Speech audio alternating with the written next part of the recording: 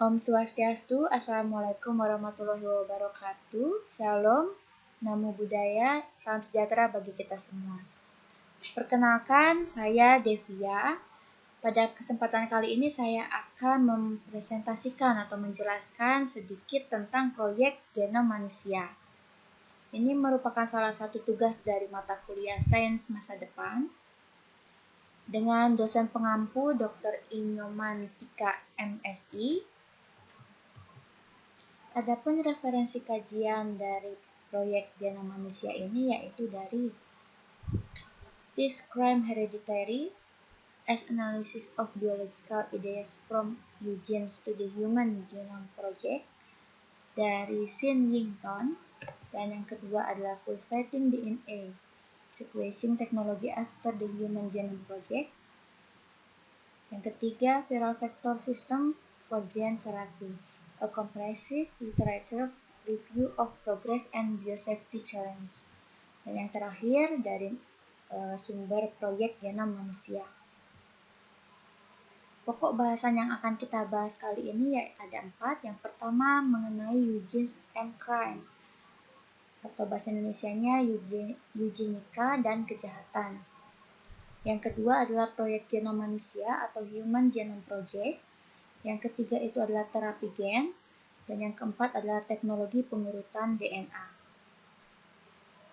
Berikut ini adalah peta konsep atau mind mapping dari proyek genom manusia. Jadi pada proyek genom manusia ini akan membahas bagaimana peran gen ini dalam memberikan informasi pada setiap gen-gen yang akan kita deteksi. Kemudian bagaimana pemetaan genom manusianya dan juga kode protein dalam setiap DNA. Sehingga kita dapat memperoleh informasi dari setiap kode-kode pada genom tersebut. Kemudian kita juga akan membahas tentang eugen. Eugen ini memiliki jenisnya tentang pewarisan secara fisik dan juga pewarisan secara sifat. Hal ini akan kita peroleh karena adanya berbagai kasus kriminal yang terjadi, sehingga dibutuhkan adanya eugenik atau eugenika. Ini bertujuan untuk adanya kehidupan yang lebih baik. Nah, proyek genom manusia ini kita dapat terapkan dalam beberapa aplikasi bidang, yaitu pada ilmu kedokteran, kehidupan berkelanjutan, energi dan lingkungan, bioarkeologi, antropologi, evolusi, dan migrasi manusia. Seiring berkembangnya zaman, proyek genom manusia ini dapat kita operasikan menggunakan komputer dengan menggunakan alat yang bernama bioinformatika. Alat ini kita menggunakan aplikasi bernama Proteomika sehingga kita dapat memperoleh data kode genetik yang akan kita deteksi. Selain itu, proyek genom manusia juga meliputi terapi gen. Jadi kita akan membahas terapi gen. Terapi gen ini adalah suatu metode untuk mendeteksi gen DNA pada gen. Nah, terapi gen ini dapat berupa vektor virus. Vektor virus ini dikelompokkan menjadi 2, ada genom terintegrasi dalam kromatin saluran inang dan juga genom bertahan dalam inti sel. Untuk genom terintegrasi dalam kromatin saluran inang dibagi menjadi 2, yaitu retrovirus dan juga lentivirus. Sedangkan genom bertahan dalam inti sel dibagi menjadi 3, yaitu adeno-associated virus, kedua adenovirus, dan yang ketiga adalah herpes simplex virus. Terakhir, proyek genom manusia ini dapat kita aplikasikan dalam kehidupan sehari-hari dengan adanya pembuatan teknologi pengurutan DNA. Teknologi pengurutan DNA ini kita peroleh untuk mempercepat pengurutan DNA sehingga kita dapat memperoleh informasi yang lebih baik di masa yang akan datang. Dalam pembuatan teknologi pengurutan DNA ini tentu kita akan membutuhkan pendanaan. Pendanaan ini pada mulanya membutuhkan dana yang sangat mahal, sehingga peneliti memperoleh cara yang lain agar pendanaan ini lebih ekonomis. Nah, pendanaan lebih ekonomis ini kita dapatkan atas dari dukungan hibah dari Dinas Kesehatan. Ini adalah peta konsep dari materi proyek genom manusia. Baik, kita mulai langsung ke topik yang pertama, yaitu tentang eugenik atau eugenika. Kita telah tahu bahwa orang tua dan anak-anak itu cenderung memiliki kesamaan secara fisik. Namun, semakin berkembangnya pemikiran manusia, Apakah secara sifat atau karakter juga orang tua ini akan menurunkan sifat tersebut kepada anaknya? Pembahasan tentang kesamaan secara fisik ataupun secara sifat atau karakter ini kita kenal dengan istilah eugenika atau eugenics. Eugenika adalah gagasan untuk meningkatkan kualitas biologis ras manusia. Eugenika bertujuan memperbaiki ras manusia dengan menseleksi orang-orang berpenyakit dan cacat serta memperbanyak individu sehat. Maka timbul pertanyaan, haruskah eugenika ini dapat diterima? Pertanyaan ini terus diperdebatkan secara luas sampai saat ini. Istilah eugenika awalnya diciptakan untuk menekankan pilihan seseorang untuk memilih metode seperti CRISPR, teknologi pengeditan DNA, atau untuk menghilangkan gen yang berpotensi berbahaya. Selanjutnya adalah crime atau kejahatan. Kejahatan adalah setiap perilaku yang dapat dihukum yang dianggap berbahaya dan menyimpang dari standar sosial dan budaya di negara tertentu. Menurut Plato, orang tua mewarisi bentuk fisik dan sifat mental. Hal ini menimbulkan pertanyaan, apakah sifat negatif atau kejahatan akan diturunkan kepada anaknya? Apakah ada unsur biologis dalam perilaku kriminal? Jika iya, maka ini akan menjadi permasalahan baru dalam kehidupan ini. Kejahatan akan terus ada seiring pertumbuhan anak-anak yang lahir dari narapidana atau orang-orang yang pernah membuat kejahatan. Maka dari itu, eugenika merupakan gagasan untuk mengurangi tindak kejahatan dengan cara menyeleksi orang-orang yang berpenyakit, cacat, ataupun tidak bermoral atau melakukan tindak kejahatan. Maka peneliti-peneliti mencoba untuk menganalisis hubungan karakter orang tua dengan anaknya berdasarkan gen dari keturunan tersebut. Maka diperolehlah beberapa kasus. Yang pertama adalah kasus dari pembunuhan Vannes yang terjadi pada tahun 1846. Pada kasus ini, keluarga beranggotakan 7 orang dibantai di rumah mereka tanpa alasan yang jelas. Nah, peneliti meneliti pembunuh tersebut apakah ada pengaruh gen dari orang tua sebelumnya atau keluarga sekitarnya terkait dengan tingkah laku pembunuhan tersebut. Kemudian yang kedua adalah orang dengan gangguan intelektual abad 19.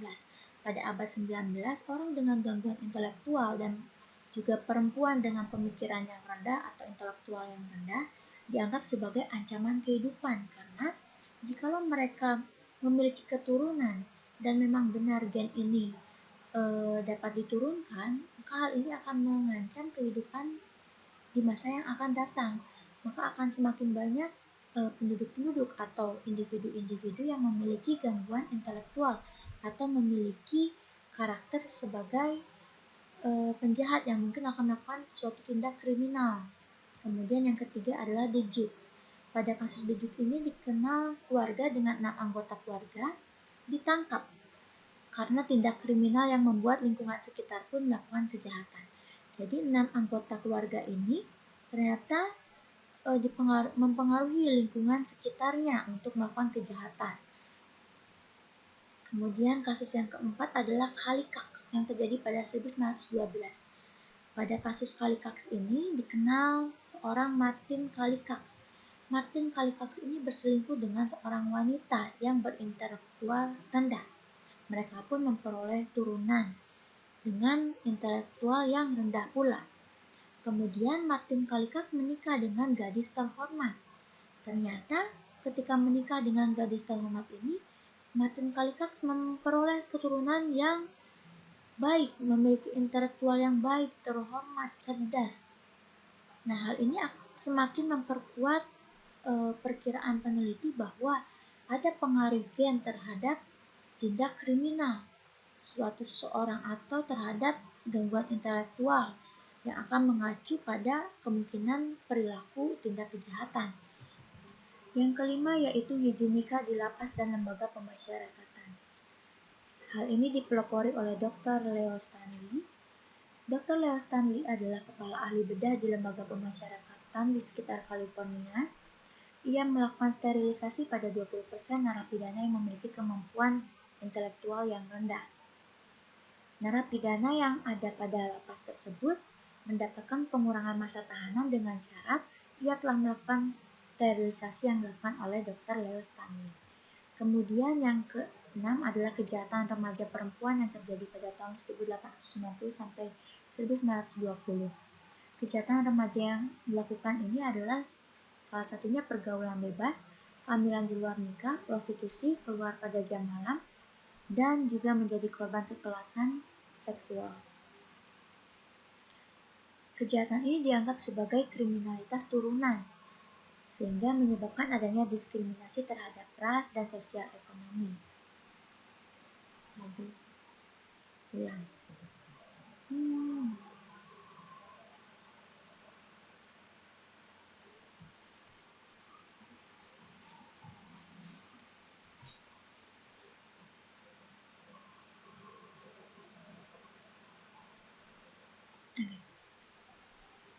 Yang kelima yaitu eugenika di lapas dan lembaga pemasyarakatan.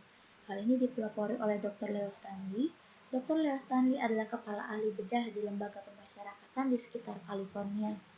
Ia melakukan sterilisasi pada 20% narapidana yang memiliki intelektual yang rendah. Hal ini dilakukan untuk mengurangi tindak kriminal pada masa selanjutnya. Narapidana pada lapas tersebut akan mendapatkan pengurangan masa tahanan dengan syarat narapidana telah melakukan sterilisasi. Kemudian yang keenam adalah kejahatan remaja perempuan yang terjadi pada tahun 1890 sampai 1920. Kejahatan yang dilakukan oleh remaja perempuan ini dapat berupa pergaulan bebas, kehamilan di luar nikah, prostitusi, keluar pada jam malam, dan menjadi korban kekerasan seksual.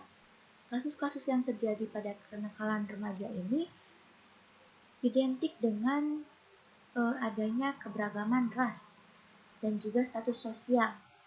Nah, hal ini menjadi penyebab adanya diskriminasi terhadap ras dan juga sosial ekonomi. Kemudian ada juga kemungkinan kejahatan pada remaja perempuan ini juga dianggap sebagai kriminalitas turunan. Ada kemungkinan bahwa remaja melakukan kejahatan karena ia mengikuti gen dari orang tua yang sebelumnya. Kemudian kasus selanjutnya adalah kasus pengadilan dan proses hukum dari Book v. Bell pada tahun 1927.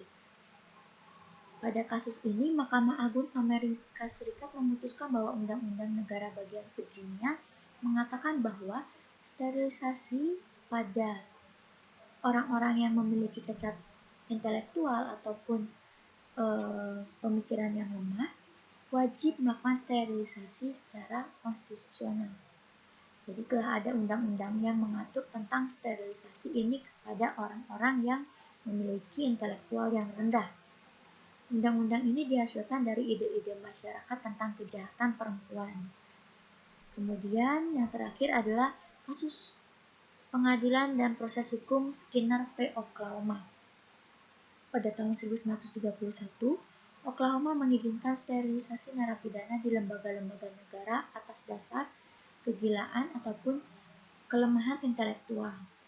Namun, ini membutuhkan persetujuan dari narapidana, terlepas dari kondisi mental dari narapidana tersebut.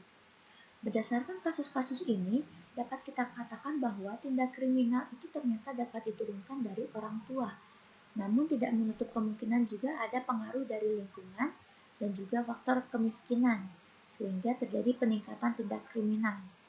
Tindak kriminal juga mungkin terjadi akibat perbedaan tiap individu.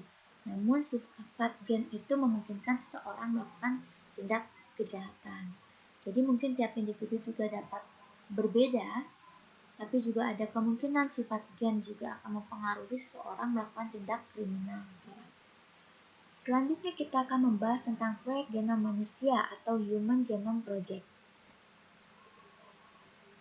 Proyek genom manusia yaitu penguraian kode genetika yang membentuk manusia. Proyek genom manusia ini merupakan proyek berskala internasional dengan negara Uni Eropa dan Jepang yang terlibat. Proyek ini bertujuan untuk mengurutkan seluruh untai DNA pada manusia. Ketika kita sudah mengetahui seluruh untai DNA pada manusia, maka kita akan memperoleh informasi tentang DNA manusia itu dengan secara lengkap. dan mendetail. Ketika sudah tahu secara lengkap dan mendetail, maka kita dapat memahami struktur atau organisasi dan fungsi DNA dalam kromosom. Sehingga kita juga dapat mengetahui sifat atau bentuk yang dihasilkan dari informasi DNA tersebut.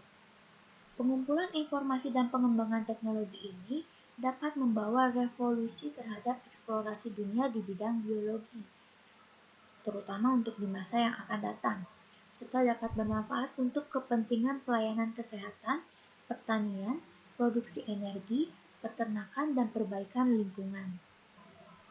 Pengetahuan mengenai variasi dari DNA tersebut dapat menimbulkan pemikiran atau perubahan pemikiran mengenai cara mendiagnosis, mengobati, serta mencegah kelainan yang ditimbulkan oleh gen atau kelainan gen. Banyak penyakit-penyakit yang proses penanganannya sampai saat ini belum efektif, bahkan belum efisien, karena belum jelasnya berapa banyak gen yang terlibat dalam penyakit tersebut. Contohnya penyakit diabetes, jantung koroner, hipertensi, ataupun kanker. Jika kita sudah mengetahui gen-gen yang terlibat dalam penyakit tersebut, tentu kita dapat mempercepat proses penanganan dan penyembuhannya, misalnya dengan mencoba terapi gen. Metode terapi gen ini dapat menangani penyakit seperti kanker, sehingga dengan cara menyuntikkan tambahan gen untuk merangsang kekebalan tubuh ataupun memperlambat penyebarannya. Selain itu, mengidentifikasi gen juga dapat menggunakan peranti lunak atau komputer yang memadai untuk memindai sekuens yang tersimpan dalam bank data. Peranti lunak ini kita sebut dengan nama proteomika. Proteomika adalah pendekatan seluruh perangkat protein yang dikodekan oleh genom. Adapun manfaat proyek genom manusia yaitu yang pertama mengidentifikasi sekitar 20.000 sampai 25.000 gen yang ada dalam DNA manusia. Yang kedua menentukan urutan dari 3 miliar pasangan basa kimia yang membentuk DNA manusia. Yang ketiga menyimpan informasi tentang DNA manusia dalam database. Yang keempat mengembangkan alat untuk analisis data. Yang kelima mentransfer teknologi yang terkait dengan sektor swasta. Selanjutnya kita akan membahas tentang terapi gen. Terapi gen ini melibatkan pengubahan gen dalam sel tubuh. Jadi gen itu mengandung DNA. DNA ini membawa informasi bentuk dan fungsi tubuh. Jadi dengan kita melakukan terapi gen ini berarti kita akan melakukan pengubahan gen di dalam sel tubuh kita. Sehingga informasi-informasi dalam sel tubuh kita juga akan berubah.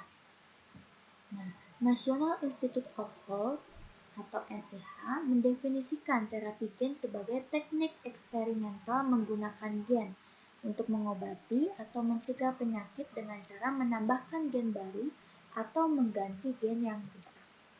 Terapi gen ini berfungsi untuk menyembuhkan penyakit atau meningkatkan kemampuan tubuh untuk melawan suatu penyakit, sehingga lama-kelamaan peneliti membutuhkan adanya teknologi yang lebih canggih untuk melawan penyakit tersebut. Nah, salah satu alat yang dapat kita gunakan yaitu vektor virus. Vektor virus ini merupakan alat yang efisien untuk pengiriman gen ke sel. Jadi dalam pengubahan atau misalnya penambahan gen dalam tubuh ini, kita dapat menggunakan vektor virus untuk pengiriman gen ke selnya. Mari kita bahas lebih detail mengenai vektor virus. Yang pertama yaitu retrovirus atau RV. Nah, ciri khas dari RV ini adalah mampu berintegrasi ke dalam DNA inang. Fungsinya dari retrovirus ini adalah untuk memberikan gen terapeutik dalam terapi gen.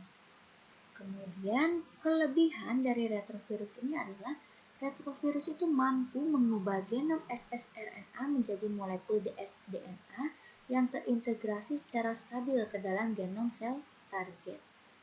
Kemudian yang kedua adalah adenovirus atau AV.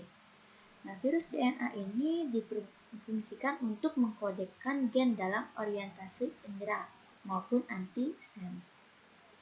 Adenovirus ini efektif untuk menyampaikan gen in vivo sehingga sel mudah terinfeksi vektor AV dan menghasilkan transgen tingkat tinggi. Yang ketiga yaitu adeno-associated virus atau AAV. Nah, adeno-associated virus ini umumnya digunakan dalam terapi gen. AAV ini memiliki ekspresi transgen jangka panjang dan efisien pada berbagai jenis sel seperti pada jaringan hati, otot, retina, dan sistem saraf pusat. Yang keempat yaitu lentivirus atau LV. Lentivirus ini efisien dalam mentransduksi sel yang tidak berproliferasi seperti sel puncak. Nah, sistem ini itu berasal dari HIV. Kemudian yang terakhir yaitu herpes simplex virus atau HSV. Nah, herpes simplex virus ini berfungsi sebagai terapi onkolitik dan vaksin. Kemudian dikenal sebagai patogen manusia dalam efek inflamasi dan imunomodulator. Bahasan kita yang terakhir yaitu teknologi pengurutan DNA dalam proyek genom manusia. Semakin berkembangnya zaman, maka semakin canggih pula teknologi yang dapat kita lakukan.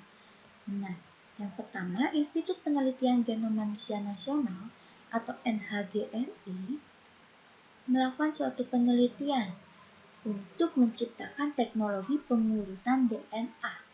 Hal ini dilakukan dengan melibatkan ilmuwan-ilmuwan terkemuka. Program ini bermanfaat untuk mengurutkan genom yang akan bermanfaat nantinya pada bidang kesehatan, pertanian, dan mikrobiologi. Jadi, NHGRI ini membuat suatu proyek untuk mengadakan teknologi pengurutan DNA yang akan kita gunakan di masa yang akan datang pada bidang kesehatan, pertanian, mikrobiologi untuk membaca DNA pada manusia dengan lebih detail dan lebih lengkap. Namun, penelitian atau proyek seperti ini tentu membutuhkan adanya pendanaan. Awal mula proyek ini akan diadakan itu perkiraan membutuhkan dana sekitar 500 juta dolar. Tentu harga ini sangat atau relatif tinggi dan cukup berat untuk melakukan penelitian. Nah, sehingga para peneliti ini memiliki harapan adanya pengembangan teknologi sehingga menghasilkan teknologi untuk pengurutan DNA dengan dana cukup 1.000 dolar dalam waktu 10-25 tahun yang akan datang. Dengan berbagai pemikiran dari para ilmuwan, sehingga diperolehlah adanya dana hibah dana dari RFA. RFA ini menawarkan hibah dana kepada akademisi, industri, dan peneliti yang bersedia mengembangkan teknologi pengurutan DNA demi masa depan yang lebih baik lagi dalam pengkodean genetik DNA. Maka diperoleh adanya pengurutan DNA nanopori. Pengurutan DNA nanopori ini merupakan program yang membantu memajukan teknologi pengurutan DNA menjadi lebih praktis. Jadi ini salah satu program untuk memajukan teknologi sehingga pengurutan DNA ini menjadi lebih praktis, lebih sederhana. Dengan menerapkan prinsip seperti apa? Prinsipnya yaitu mengikat DNA secara elektrik melalui pori berskala nano. Porinya berskala nano. Kemudian pengurutan DNA ini pertama kali rilis pada tahun 2012 yang lalu. Namun ternyata pengurutan DNA nanopori ini memiliki keterbatasan, yaitu dari segi pori-pori yang ada ini berbentuk geometri. Sehingga para peneliti melakukan pengembangan yang terbaru dengan menggunakan pori protein, sehingga akan menghasilkan sinyal yang lebih baik lagi dan pendeteksian DNA-nya lebih baik lagi. Jadi, tujuan adanya teknologi pengurutan DNA dalam proyek genom ini adalah untuk mempercepat perkembangan teknologi dalam pengurutan DNA, juga menggunakan biaya yang lebih rendah. Jadi, selain mempercepat perkembangan teknologi, juga hanya menggunakan biaya yang lebih rendah. Pengurutan DNA ini tentu nanti akan kita gunakan untuk memperoleh informasi-informasi genetik lebih dini, terutama dalam kasus penyakit, sehingga kita dapat mencegah penyakit ini dan juga dapat menyembuhkan lebih dini. Itulah pembahasan sedikit mengenai proyek genom manusia. Pembahasan kali ini sungguh sangat menarik. Bayangkan jika kita dapat mengetahui kode-kode genetik dalam setiap tubuh manusia.